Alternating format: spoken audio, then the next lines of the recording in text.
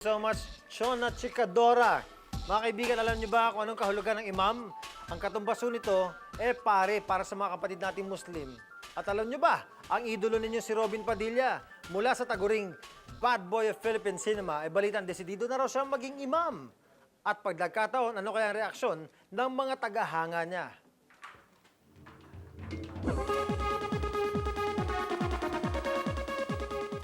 Robin Padilla, balak maging isang Muslim priest, ang bad boy ng Philippine cinema, kumalas na nga sa dating image niya. Bukod sa aktibo sa kanyang reliyon, ang maging imam o Muslim priest naman ang pangarap niya. Bakit nga naman hindi? Ilang successful na proyekto para sa mga kapatid niyang Muslim ang natupad niya. Kayanin kaya ni Robin Padilla na itodo na ang pagiging good boy niya? Palagay mo kakayanin niya yan? Palagi ko makakaya niya yan. Kakayanan ni Robin yon. Sang-ayon ng bayan, si Paring Binoy bilang isang respetadong imam, posible. Ang pagtulong niya para sa kapwa, nagbunga. Pero ang panunuyo ni Robin sa asawang si Lisel Sicangco, pareho rin kayang maging resulta. Hanggang ngayon, patuloy si Robin sa panliligaw sa asawa na siyang paraan ng panunuyo at paghingi niya ng tawad. Paano mo susuyuin ng asawa mo? Kinakausap tapos lalambingin. Alambingin, hindi mo binubuhat ng ganyan? Hindi naman eh. Kaya mo magbasa ng chismis habang karga-karga mo yan? Madapa tayo yan, Mer. Ha? Madapa tayo yan. Madapa, ito, chismis, basahin mo to ha. Pwede bang umangkas? Pwede sa taas. Robin Padilla, good boy o bad boy? Good boy. Good boy. Good boy. Ito. Good boy siya, sir. Bad boy yon sa pelikula. Pero sa totoong buhay, Good boy yon si Robin. Si Robin Padilla, talaga bang good boy na? Kayo na ang humusga. Kasama po natin ang inahangaan ng buong Pilipino, hindi lang po natin sa Pilipinas, kundi sa buong mundo. Mr. Robin Padilla. Idol, mas maraming dahilan ngayon na hangaan ka dahil sa klase ng pagsisilbi mo. Meron tayong nabalitaan na meron kang bahay dito sa Fairview. Ginawa mo daw mosque o kaya dormitoryo. Totoo ba ito? Totoo yun. Ito yung naipundar ko bago ako nakulong. Naisipan naming ibenta na ito. Kasi bukod sa napakalaki, talagang hindi praktikal.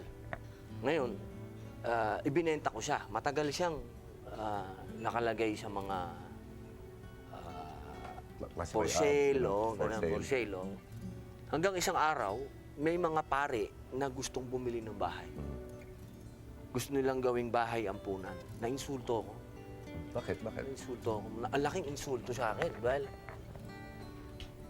kailangan ba ako maging isang pare para makatulong? Sino ang tumutulak sa'yo? Para gawin mo lahat to, lalong-lalo na sa mga Napakagandang tanong, sa kuya. mga kapatid nating Muslim.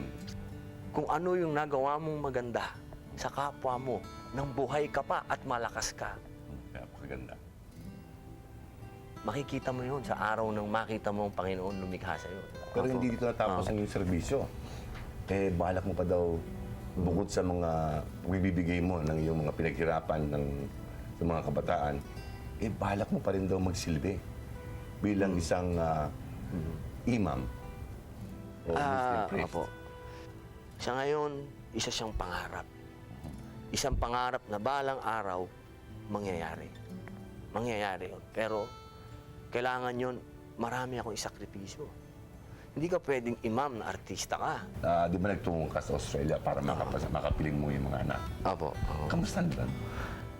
May mga bagay kang na nagawa mo na noon, na ginagawa mo ulit ngayon, nakasama mo sila, mga anak mo. Ang galing! Yan ang masarap sa lahat. Ang sarap! Di ba? Ang sarap ng pakiramdam na natututo sila sa mga bagay na natututuhan mo uli. Gusto yung naging panunuyo mo kay Lisel? At paano mo siya sinuyo? Magamit ko naman. Mukhang effective eh. Alam mo, nakakalungkot ko yan. Yung mga style na alam ko, dahil sa 18 taon na kaming magkasama, bukang-buko na. Buko na. Pero, ang maganda kasi doon, yung siguro lang nakikita niya na seryoso. Kung gagawin mo sa isang mensahe ang kahalagaan ng iyong pamilya, lalo na sa iyong may bahay, paano mo sasabihin sa kanya? Mahal na mahal ko kayo. Mahal na mahal ko pamilya ko. O yan.